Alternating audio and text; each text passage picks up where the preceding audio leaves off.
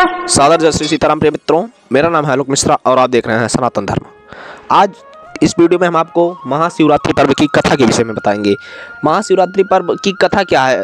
जैसे कि कोई व्रत या कोई कार्य शुरू किया जाता है, मान लीजिए जब घर बनाया जाता है तो पहले उसका सांचा ढाल लिया जाता है, उसके बारे में जानकारी ले ली जाती है और इंजीनियर द्वारा, उसके बाद ही घर का कायाकल्प अर्थात घर का बनाना शुरू होता है। उसी प्रकार यदि कोई हमारे सनातन धर्म में कोई व्रत या त्यौहार है तो उसका मुख्य जो प्रयोजन होता है अर्थात उसकी कथा क्या है, उसके पीछे का इतिहास क्या है, वो मनाया क्यों जाता है, उसका कारण क्या है, इसका महाशिवरात्रि का इतिहास क्या है, इसके लिए मैंने एक वीडियो बना के रखी है। उस वीडियो की लिंक आपको डिस्क्रिप्शन बॉक्स में मिल जाएगी, वहाँ से जाकर आप महाशिवरात्रि का इतिहास देख सकते हैं। आज इस वीडियो में हम आपको महाशिवरात्रि की कथा के विषय में बताएंगे। एक बार पार्वती ने भगवान शिव शंकर से पूछा, ऐसा कौन सा श्रेष्ठ तथा सरल व्रत पूजन है जिससे मृत्युलोक के प्राणी आपकी कृपा सहज ही प्राप्त कर लें। अर्थात माता पार्वती जी ने भगवान शिव शंकर भोलेनाथ से पूछा, ऐसा कौन सा श्रेष्ठ तथा व्रत पूजन है जिससे मृत्युलोक के प्राणी आपकी कृपा आसानी से सरल पूर्वक प्राप्त कर लें। शिव जी ने कहा, पार्वती को शिवरात्रि के व्रत का विधान बताकर यह कथा सुनाई। व्रत का विधान क्या है उसके लिए एक वीडियो बनी हुई है, उस वीडियो की लिंक आपको डिस्क्रिप्शन बॉक्स में मिल जाएगी, वहां से जाकर आप उस वीडियो को देख सकते हैं। एक गांव में एक शिकारी रहता था। पशुओं की हत्या करके वह अपना कुटुंब को पालता था। वह एक साहूकार का ऋणी था, लेकिन उसका ऋण समय पर न चुका सका। क्रोधवश साहूकार ने शिकारी को शिवमठ में बंदी बना लिया। संयोग से उस दिन शिवरात्रि थी। शिकारी ध्यानमग्न होकर शिव संबंधी धार्मिक बातें सुनता रहा। चतुर्दशी को उसने शिवरात्रि की कथा भी सुनी। संध्या होते ही साहूकार ने उसे अपना पास बुलाया और ऋण चुकाने के विषय में बात की। शिकारी अगले दिन सारा ऋण लौटा देने का वचन देकर बंधन से मुक्त हो गया। अर्थात कहने का प्रयोजन है कि किसी गांव में एक शिकारी रहता था। वह पशुओं की हत्या करके अपना जीवन यापन करता था और वह एक साहूकार अर्थात सेठ का ऋणी था। उससे कुछ भी उधार लिया था, ऋण लिया था, वह समय पर ना चुका सका।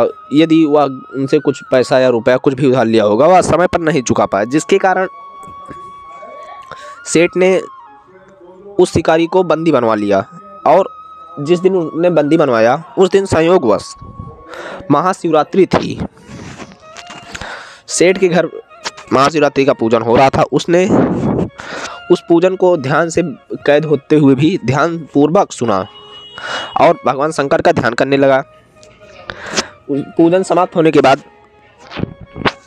सेठ ने शिकारी को बुलवाया और ऋण न चुकाने की बात की और उसके कहा कि तुम इस ऋण को कब चुकाओगे? तुमने जो समय लिया था वह समय बीत चुका है। तो शिकारी उनसे अगले दिन ऋण लौटा देने का वचन करके वहाँ से अर्थात बंधन से मुक्त हो जाता है। आगे की कथा देखिए। अपने दिनचर्या की भांति वह जंगल में शिकार के लिए निकला, लेकिन दिन भर बंदीगृह में रहने के कारण भूख प्यास से व्याकुल था।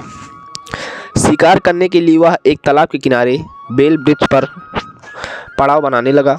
बेल वृक्ष के नीचे शिवलिंग था जो बेलपत्रों से ढका हुआ था। शिकारी को उसका पता न चला। पड़ाव बनाते समय उसने जो टहनियाँ तोड़ी वे संयोग से शिवलिंग पर गिरी।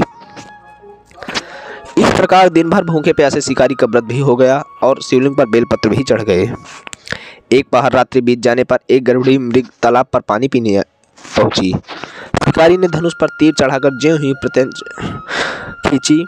मृगी बोली, मैं गर्भवती हूँ, शीघ्र ही प्रसव कर दूंगी अर्थात अपने बच्चे को जन्म दे दूंगी। तुम एक साथ दो जीवों की हत्या करोगे जो ठीक नहीं है।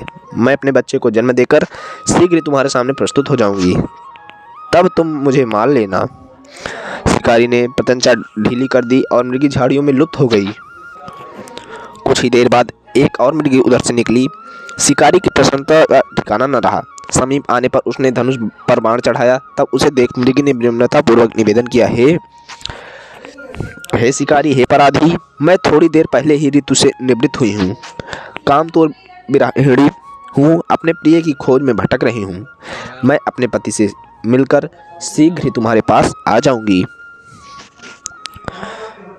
शिकारी ने उसे भी जाने दिया। 2 बार शिकार को खोकर उसका माथा ठनक चुका था अर्थात वह गुस्से में हो चुका था। वह चिंता में पड़ गया। रात्रि का आखिरी पहर बीत रहा है।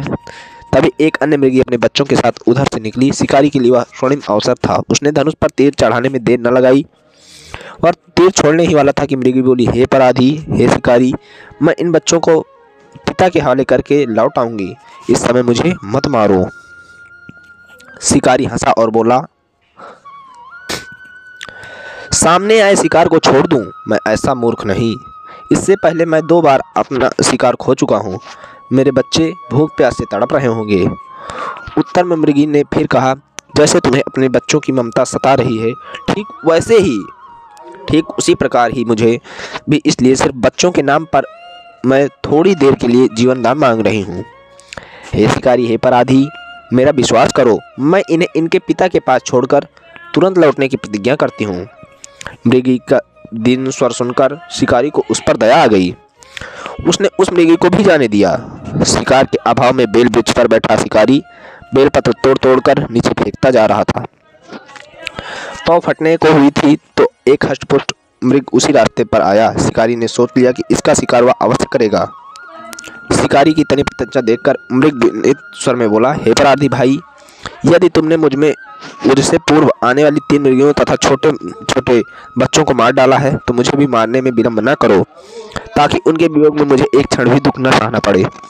मैं उन मृगियों का पति हूँ। यदि तुमने उन्हें जीवन दान दिया हो तो मुझे भी कुछ क्षण जीवन दान देने की कृपा करो। मैं उनसे मिलकर तुम्हारे सामने उपस्थित हो जाऊंगा। मृग की बात सुनते ही शिकारी के सामने पूरी रात का घटनाक्रम घूम गया। उसने सारी कथा मृग को सुना दी।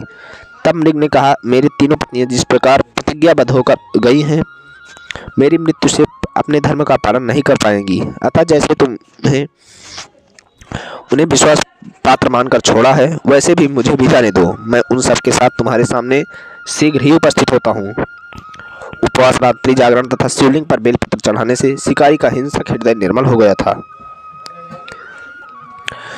उसमें भगवत शक्ति का वास हो गया था। धनुष तथा बाण उसके हाथ से साज ही छूट गए। भगवान शिव की कृपा से उसका हिंसक हृदय करुणिक भाव से भर गया। वह अपने अतीत के कर्मों को याद करके पश्चाताप की ज्वाला में जलने लगा। थोड़ी ही देर बाद मृग सपरिवार शिकारी के समक्ष उपस्थित हो गया ताकि वह उनका शिकार कर सके, किंतु जंगली पशुओं की ऐसी सत्यता, सात्विकता एवं सामूहिक प्रेम भावना देखकर शिकारी को बड़ी ग्लानि हुई। उसके नेत्रों से आंसुओं की झड़ी लग गई। उस मृग परिवार को न मारकर शिकारी ने अपने कठोर हृदय को जीव हिंसा से हटा सदा के लिए कोमल एवं दयालु बना लिया। अर्थात जब सब शिकार आ गए तो शिकारी ने का हृदय कोमल हो चुका था। उसने एक भी जानवरों को नहीं मारा, एक भी पशुओं को नहीं मारा। वह सदा के लिए ये हिंसा करना अर्थात पाप करना, पशुओं को मारना छोड़ दिया। देवलोक से समस्त देव समाज भी इस घटना को देख रहे थे।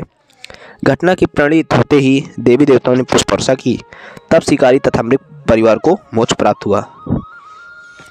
प्रिय मित्रों, आज की कथा बस इतनी ही। अगले वीडियो में हम आपको अपने सनातन धर्म से जुड़ी एवं अपने आने वाले त्योहारों से जुड़ी अन्य नई कथाएं के विषय में बताएंगे।